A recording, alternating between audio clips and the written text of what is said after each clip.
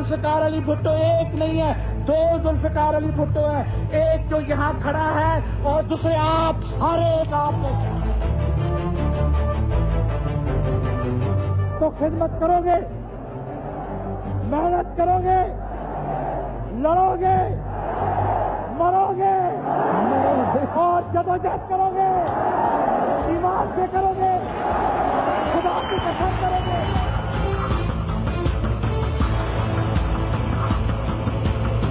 صاحب کتنی بھی غلطی ہوگی، میں بھی انسان ہوں، انسان سے خطا ہوتی ہے، لیکن کشمیر کے مذاکرات میں میں اپنی نیند میں بھی غلطی نہیں کر سکتا ہوں۔ جب میں اسکول میں تھا میں نے پاکستان کے لیے جدوجہد کی، میں پاکستان کے عوام اور پاکستان کے لوگوں کے ساتھ اور پاکستان کی سالمیت کے ساتھ کیوں دھوکہ دوں؟ استغفر اللہ کسی صورت میں نہیں ہو سکتا ہے۔ میں آپ کا ہوں، آپ میرے ہیں، تو انشاءاللہ تعالیٰ کامیابی عوام کی ہوگی، پاکستان کی ہوگی۔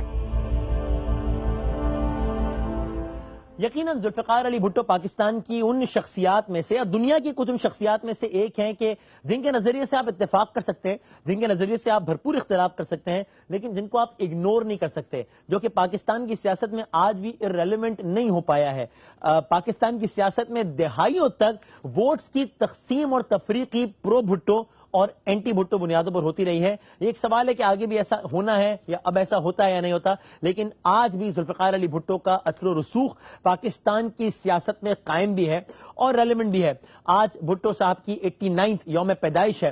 یقیناً ذوالفقار علی بھٹو کو زمانہ طالب علمی سے پاکستان کے ساتھ بالہانہ محبت تھی، اور اس کا ثبوت زمانہ طالب علمی میں ان کا وہ خط ہے جو انہوں نے 26 اپریل 1945 یعنی قیام پاکستان سے تقریباً 2.25 سال قبل بانی پاکستان قائد اعظم محمد علی جناح کو لکھا تھا، اور محمد علی جناح نے ذوالفقار علی بھٹو کے اس خط کا ایک شفیق لیڈر کے طور پر جواب دیا تھا۔ اس خط کے مندرجات بتاتے ہیں۔ 26 اپریل 1945 بھٹو صاحب لکھتے ہیں: جناب علی، آپ نے ہمیں ایک پلیٹ فارم دیا، ایک پرچم تلے جمع کیا۔ ہر مسلمان کو پاکستان کے قیام کے لیے ہم آواز ہونا چاہیے۔ پاکستان ہمارا مقدر ہے، پاکستان ہماری منزل ہے، ہمارا راستہ کوئی نہیں روک سکتا۔ ہم ایک قوم ہیں اور ہندوستان ایک بر صغیر ہے۔ آپ نے ہمیں نیا ولولہ دیا، ہمیں آپ پر فخر ہے۔ ابھی تک اسکول میں زیر تعلیم ہونے کی بدولت میں اس مقدس مشن کی تکمیل میں آپ کی کوئی زیادہ مدد تو نہیں کر سکتا، لیکن مجھے یقین ہے ایک دن ایسا ضرور آئے گا جب میں وطن عزیز پاکستان پر اپنی جان قربان کر دوں گا۔ ذوالفقار علی بھٹو۔ 1 مئی 1945 مجھے آپ کا 26 اپریل کا خط پڑھ کر دلی مسرت ہوئی ہے، اور مجھے یہ جان کر بھی خوشی ہوئی ہے کہ مختلف سیاسی سرگرمیوں پر آپ نے نگاہ رکھی ہوئی ہے۔ اگر آپ کو سیاست میں گہری دلچسپی ہے تو میں آپ کو مشورہ دوں گا کہ آپ سیاست کا عمیق مطالعہ کریں، لیکن یاد رہے کہ آپ کی تعلیم متاثر نہیں ہونی چاہیے، اور جب آپ کا زمانہ طالب علمی اختتام پذیر ہو اور اگر عملی زندگی میں قدم رکھنے سے پہلے آپ نے بھارت کے سیاسی مسائل کا گہرا مطالعہ کیا تو مجھے اس میں کوئی شک نہیں کہ کامیابی آپ کے قدم چومے گی۔ محمد علی جناح، صدر آل انڈیا مسلم لیگ۔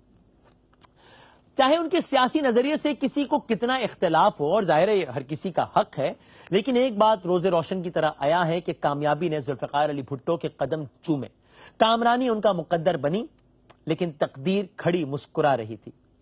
پھر چشم فلک نے ذوالفقار علی بھٹو کا اپنی دھرتی کے استحکام کے لیے وہ غیر متزلزل عزم بھی دیکھا کہ جب امریکہ جیسے سپر پاور کی دھمکی بھی ان کے ارادے کمزور نہ کر سکی۔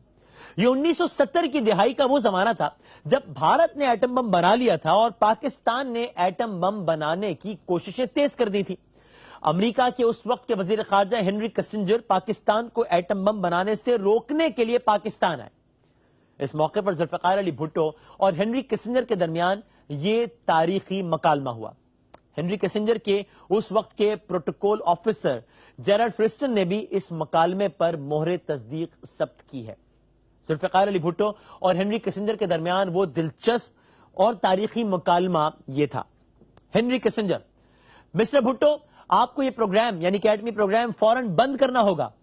ذوالفقار علی بھٹو: یہ میرے بس کی بات نہیں، اور اگر ہوتی تو بھی میں ایسا نہ کر پاتا۔ ہنری کسنجر: اگر تم نے ایٹمی پروگرام ترک نہ کیا تو ہم یعنی کہ امریکہ تمہیں نشان عبرت بنا دیں گے۔ بھٹو: ایٹمی پروگرام پاکستانی قوم کا حق ہے اور پاکستانی قوم اپنے حق سے دستبردار نہیں ہو سکتی. مجھے یہ منظور ہے کہ چند عامر میری لاش کو سڑکوں پر گھسیٹتے پھریں، لیکن قوم سے غداری کر کے میں تاریخ کا مجرم نہیں بنوں گا.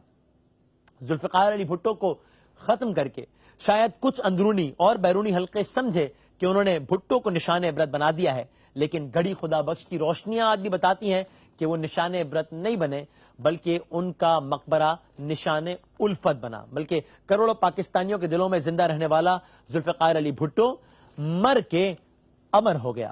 ہاں لیکن یہ ضرور ہے، اس معصومانہ سوال کے بغیر بھی یہ بحث ادھوری رہے گی کہ ذوالفقار علی بھٹو نے غریب، مزدور، کسان کے حقوق کی جو جد و جہد شروع کی تھی اور عوام کی فلاح کا جو پرچم بلند کیا تھا، کیا پیپلز پارٹی کی موجودہ قیادت کے ہاتھوں میں وہ پرچم دکھائی دے رہا ہے؟